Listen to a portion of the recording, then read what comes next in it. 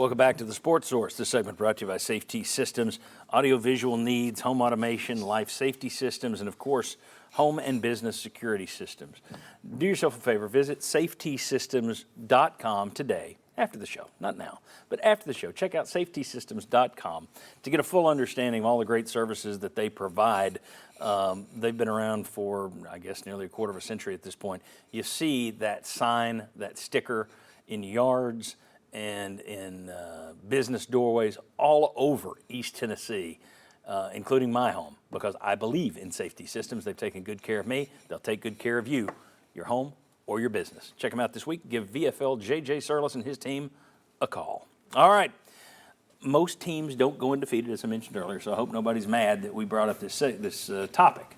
But of their first 3 conference games, if one of those is their first loss, which is the most worrisome to you guys? And I'll start with Jimmy down here.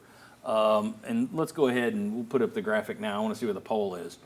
All right, Florida's at 56%, South Carolina 42%, just got a click for South Carolina. Texas A&M up to 3%. But most people feel Florida would be the most worrisome. Jimmy, do you agree with that? I do agree with that. I think Florida's the most worrisome because you're expected to beat Florida. You hadn't won down there in over 20 years. And it's also early in the year.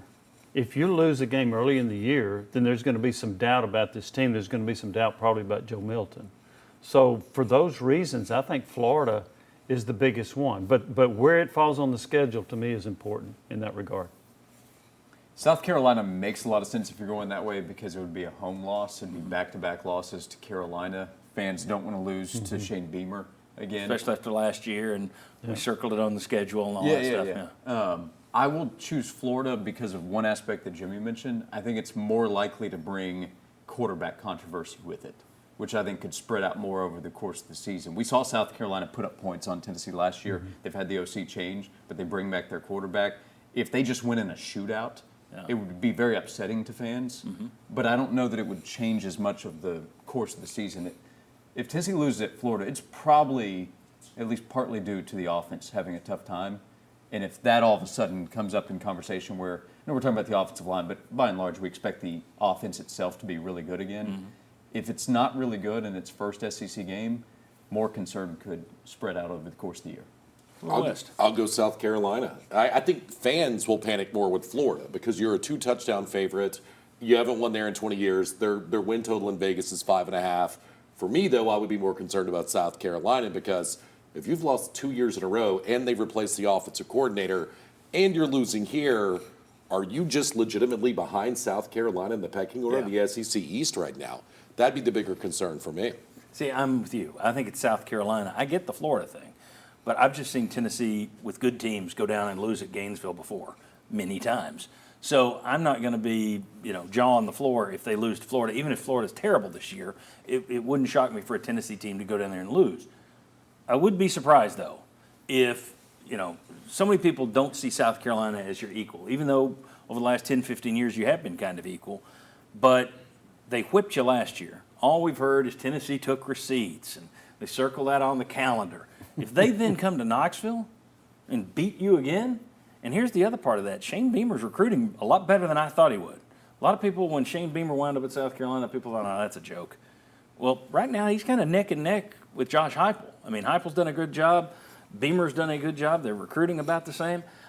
To me, if you lose to South Carolina, that is the concern because I think long term, I expect over the next 10, 15, 20 years, Florida's always going to be kind of okay. They're going to be at the upper part of the SEC.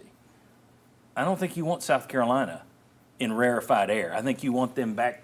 You're trying to push them back down where they were in the 90s. So that's my concern. If the SEC does go to 9 games with their schedule and South Carolina ends up being one of your permanent opponents, Florida's not going to be, right? Right. So if you lose to South Carolina and all of a sudden that program is rising back up and then all of a sudden they're an annual opponent, that could matter more long term. And that is the rumor in terms of the 3 permanent opponents. That would be Alabama, Vanderbilt, and for some reason South Carolina. And from a talent perspective, Florida's in the blue chip ratio right now, right?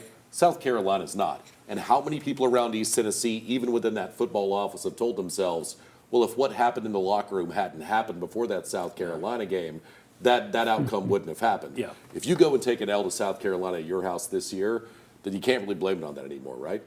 Agreed. Jimmy, I'll let you have the final word. No, but we didn't convince you. It's still Florida. No, it's still Florida, but gosh, if you lose to Florida and South Carolina, Oh, then so, and if you do lose to Florida, that makes, in my opinion, you're more susceptible to losing to South Carolina because you're not as good as I thought you would be. yeah, and I think that, either of those losses will probably spur some sort of quarterback controversy. I don't know that it's fair, but you've got an $8 million man sitting back there who was a 5-star recruit. We know how sports go. The most popular man in football is always the backup quarterback. So my advice to Joe Milton is never lose. Don't lose. Don't start the controversy. All right. Very good, guys. Jimmy, thanks for coming in today. I appreciate it. I'm going to let you get out of here. Yes, all right. When we come back, we've seen conference expansion. We've seen conference realignment. Is conference contraction next? We'll get the national perspective from David Ubben, who wrote a piece about that in The Athletic this week. We got realignment rumors, scuttlebutt, a little bit later in the show. Then we're going to tell you how you can play along with us in the Cavaliers line this year. Come on back on the Sports Source.